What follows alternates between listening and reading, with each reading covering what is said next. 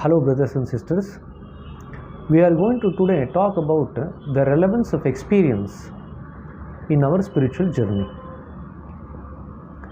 We have three methodologies of learning anything in life. We can learn by reading, we can learn by seeing people do certain things and learn from it, and number three, we can also learn by experience. So reading and hearing, seeing people, and thirdly learning by experience. Now compared to the reading or hearing or even seeing, experience is a bit more wholesome in its nature. That's why experience holds a very important part in our life. But there are a lot of confusion regarding how much value should an experience be given as far as our spiritual journey is concerned.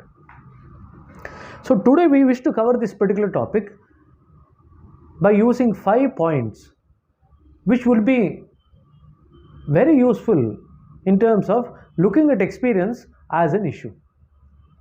The first and foremost thing to recognize is that we are all moving in spirituality through meditation from a state of experience to a state of experiencelessness. This is the first fundamental point to understand and grasp.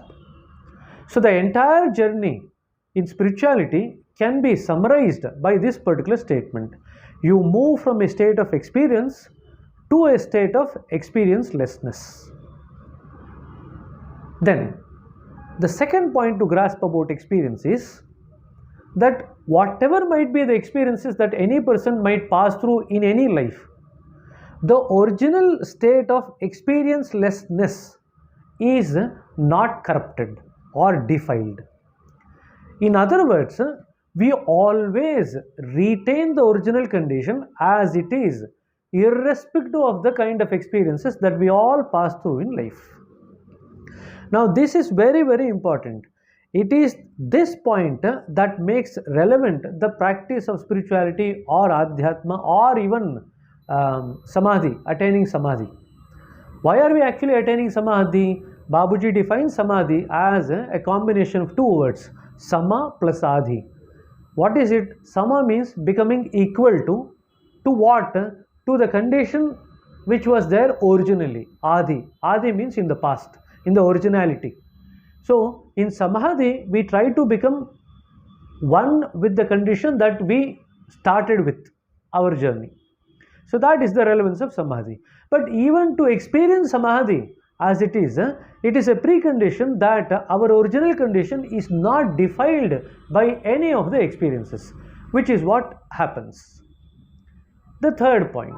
Then the question comes, we are all in this field of experience. We do get experiences day in and day out, from birth till death. If you want to define life, you can just define life as a series of experiences that we pass through. If that is the case, why is that this world is created at all in the first place? We know that without the presence of this world, we hardly experience anything. When we do go to sleep, we don't experience anything.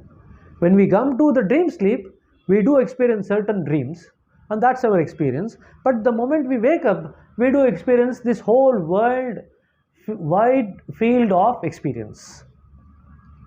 Now, the third point to remember is this world is created by God to give us experience, because that is a very, very important learning that the God is trying to give you, so that through the experience you can turn the attention of the mind towards God to gain your original condition back again.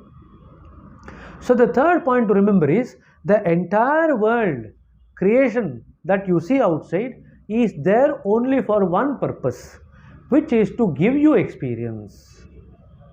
Now, as long as we know what to do and how to handle experience, this will be useful for us.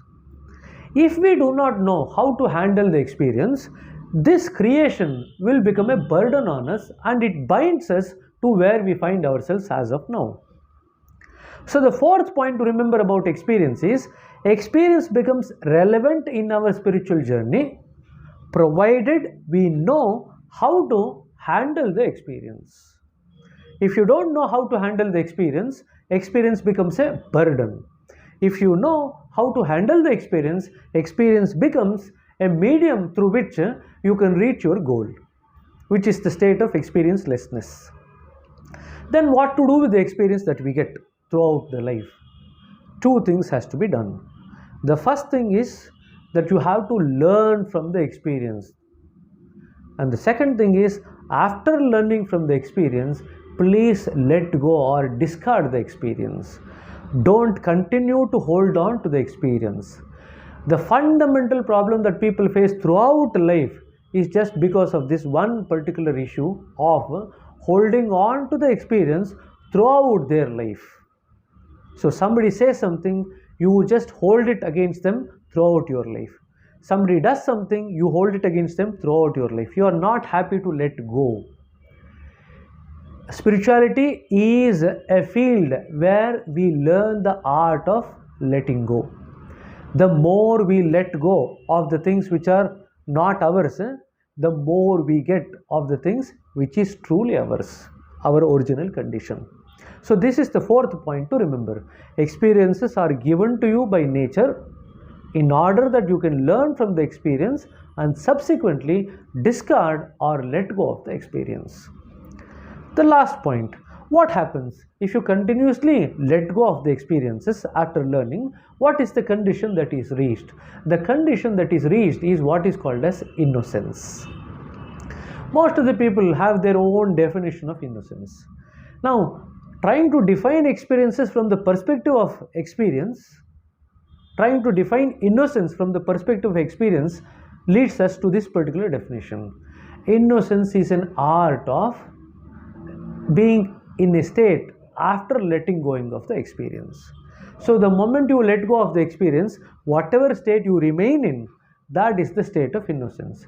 The more you let go of the experiences of the present and the past after your learnings, the more innocent you become. Eventually, the learning also becomes a burden. So you have to let go of the experience of learning also in order that you can reach the original condition. But that will be the last stage that you will actually undergo. There, knowledge, which is the learning from the experience, also becomes a burden. So you have to let go of the knowledge also in order that you can regain your original condition of experiencelessness. Lot of people have this difficulty in terms of where does knowledge fit in terms of our spiritual journey. It is very, very important that for a large part of our journey, knowledge which is gained as a learning from experience actually aids our journey. If you undergo the experience and discard the experience without the learning, you are not gaining much from the experience that has been given to you by nature. So all these three things are crucial. You need to understand why this experience has been given to you. You need to learn from the experience. Then you have to learn to let go of the experience. Once you learn to let go of the experience, you will reach a stage where the experiences are more of a burden. And the learnings from the past experience also becomes a burden. Now is the stage to not to wish for any experience, but try to be in your original condition, and also now try to discard the learnings from the past experience, where you are now letting go of the knowledge of the learnings that you have made from the past experience. It's only after this stage that you are enabled to reach your original condition. I hope that this video gives a lot of clarity in terms of where does experience fit in the larger scheme of life for every Abhyasi. So with this particular clarity on the experience, we will catch up with another video in due course of time on another topic. Thank you very much for everyone for joining. Namaste.